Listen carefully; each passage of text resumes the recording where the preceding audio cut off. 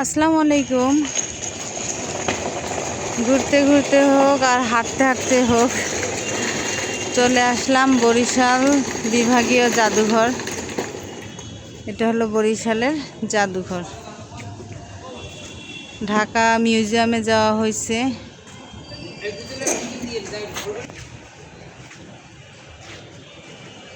এটা হচ্ছে বরিশাল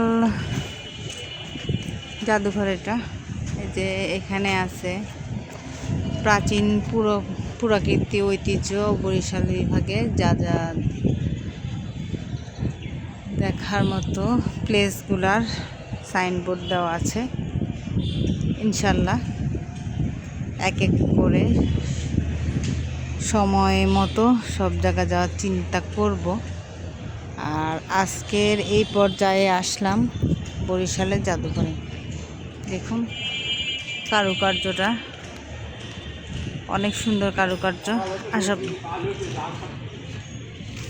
এখানে এই যে সাপিয়ান দেখো ওখানে শুতে পারবা।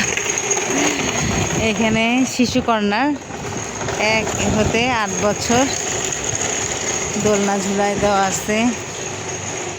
যদি কেউ আর কি এখানে আসেন তাহলে বাচ্চাদের এখানে খেলবে, আপনারা জাদুঘর দেখবেন এই আর কি।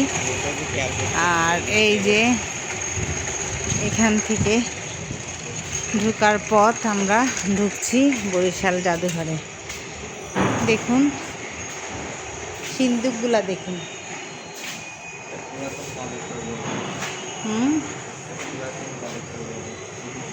তাই না, পুরাতন কালেক্টর ভবন। আচ্ছা যাই হোক, আমরা এখন উঠবো দোতলায়, মিউজিয়াম দোতলায়। আর এটা হলো সেমিনার হল। সব কিছুরই কাজ চলছে। দেখি আমরা উঠি, আমাদের সাথে সাথে আপনাদেরকেও নিয়ে উঠছি।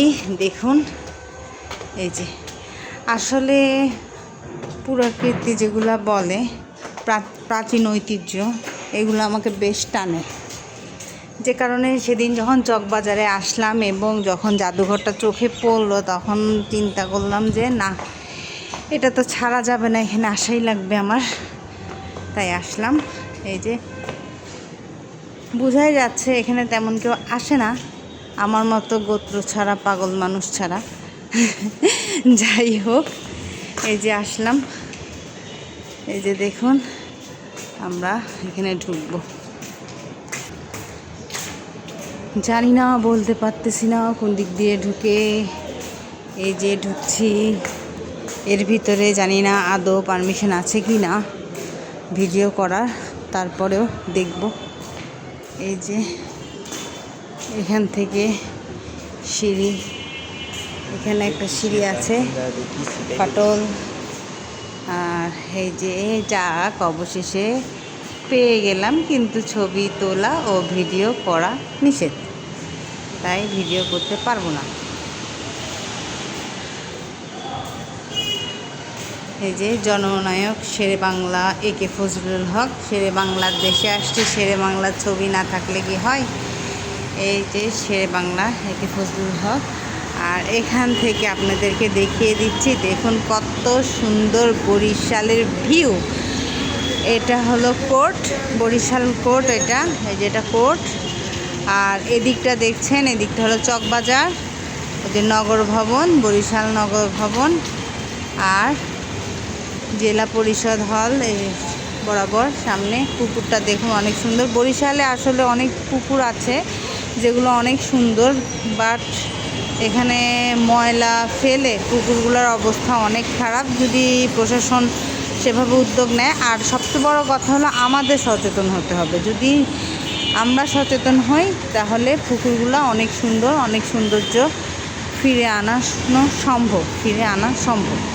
যাই হোক, আমাদেরকে সচেতন হতে হবে। এবং এখন আমি জাদুঘরে ঢুকবো, মেবি জাদুঘরের ভিতরে ভিডিও করতে দিবে না, তাই হয়তো বা দেখাতে পারবো না, তারপরে চেষ্টা করব।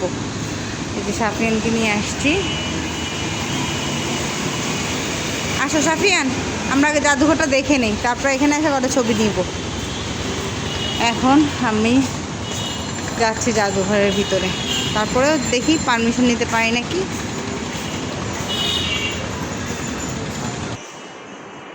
এই যে প্রাচীন বাংলা ও বঙ্গদেশ, বর্তমান বাংলাদেশ।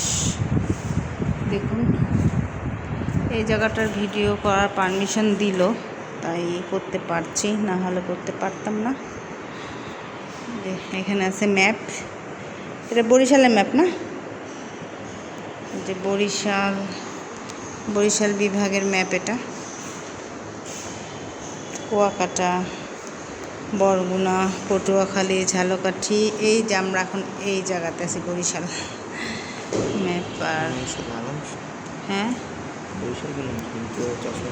বরিশাল ওই যে ওটা, মানে গোটাটাই বরিশাল বিভাগ, কিন্তু ওই লাল ওখানে বরিশাল, এটা ঝালকাঠি, এটা পিরোজপুর, হ্যাঁ ওটা ভোলা, হলুদটা ভোলা, এই পটুয়াখালী সবুজটা, এই যে বরগুনার এই সাইডে যে কুয়াকাটা, এই যে বঙ্গোপসাগর, চর, পুকুরি মুকরি, ওই যে মনপুরা দ্বীপ, সব কিছু আছে।